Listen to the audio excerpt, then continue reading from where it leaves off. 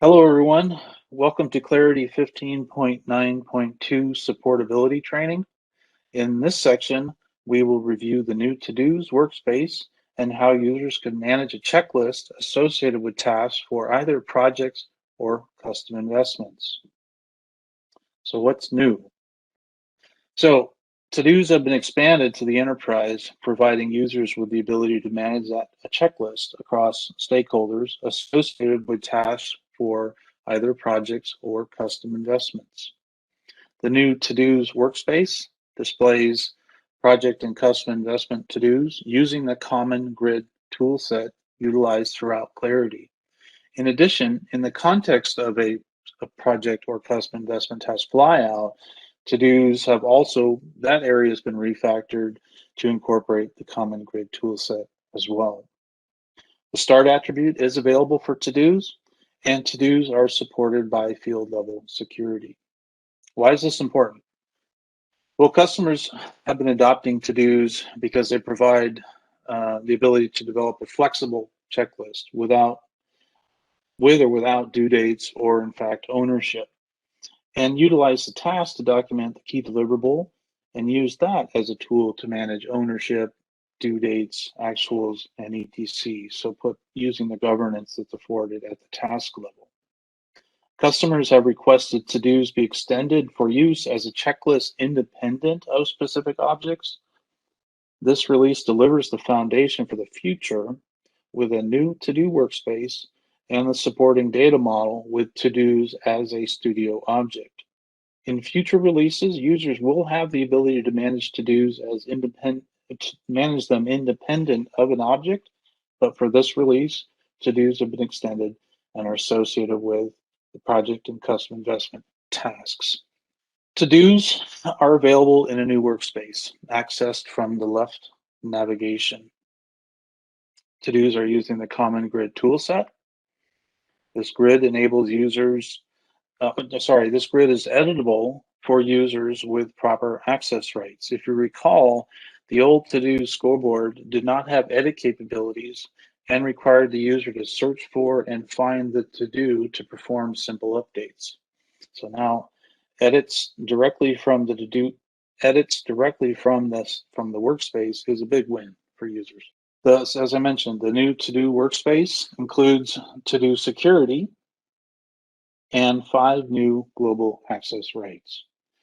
Access to the workspace is granted using our standard navigate access right, in this case, a to-do navigate right. And there's separate access rights for view, create, edit, and delete.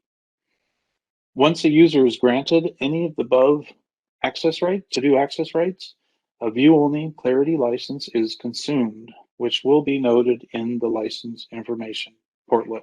So let's get to the demo. So in this demo, you're going to see how to access the workspace. We're going to utilize that grid. We're going to configure some access rights, and we're going to use the to-do in the context of an investment. Okay. Just kind of go back here and get out of staffing. So first thing I want to do is draw your attention to the to-do entry in the left navigation for the new to-do workspace. So Ian, as a user here, has been granted that navigate right to access the workspace. I'm just going to go ahead and select that and go into my enterprise to-dos view. First, let me explain the layout and the grouping from left to right. So you can see the to-do grouping with its selected attributes, name, owner, due date, completed, the task object with start name, and the common investment area, in terms of a name and start and finish. So this is a read-only grid unless the user has been granted edit access rights. Also, to-dos are not created on this page, at least in this release. They must be created from either a project or custom investment task. The goal of the to-do workspace is to be able to manage to-dos independent of a task or object. However, for this release, to-dos are associated with projects or custom investments. So let me open the column panel here. I'm going to go ahead and use this new widget to collapse all mainly to talk about the concept of main and associated objects. To-dos at the top of the panel are the main object in this grid, and tasks, investment, programs, and projects are the associated objects.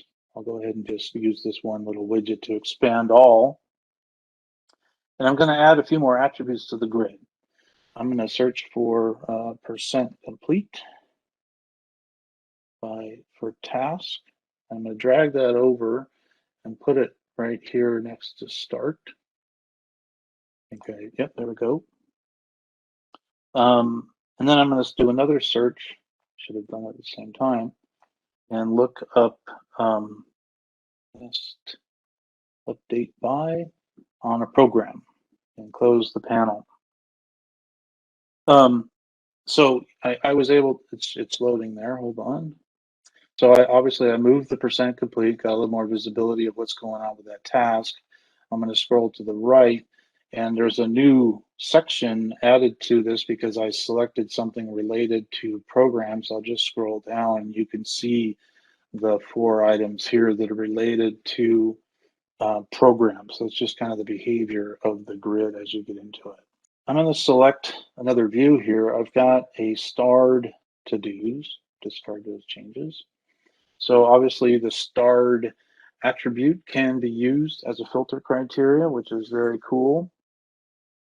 As a user with edit permissions, I'm going to come in here and just mark these guys completed because I have the edit capability. You know, as we mentioned before, in the old to-do workspace, the to-do scoreboard, you had to leave the area, go look for these guys, find them, search for them, find them, and then edit it. So having the edit capability directly from this grid is huge. I'm going to now switch to another view, my International Trade Show view. Let me select that again. And I've got all the work associated with the trade show here, but I want to filter this down. I want to look for who, I want to look for things that Cheryl's working on and that, all right, so I've got that view. So now I've got it down to a discrete list that I can really look at. And what I want to do now is kind of show you the experience that Cheryl has managing to-dos. But before I do that, I want to go into Classic and show you the rights that are afforded to Cheryl as a user. So I'm going to open up Classic real quick and go into Resources, grab Cheryl, go to the Global Rights, and do a quick search on To-Do. Ta-da!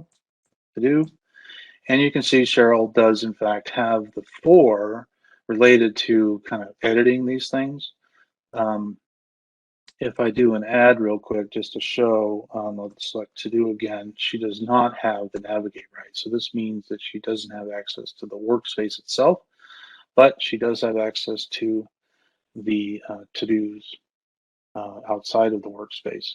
So I'm going to log out and come back in as Cheryl.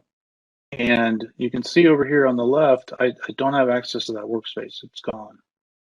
Or I mean, it's suppressed, right? But here's my trade show. I'm going to click on my tasks area. And I'm going to highlight the trade show form and go into the details area and click on to-dos.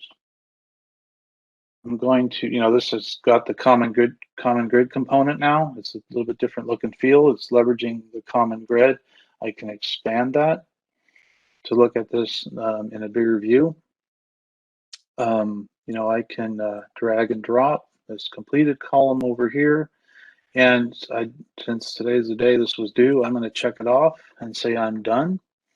You'll see here guidance is a field. This is not an out-of-the-box field. This is a custom field that was added because the to-do object is a studio object.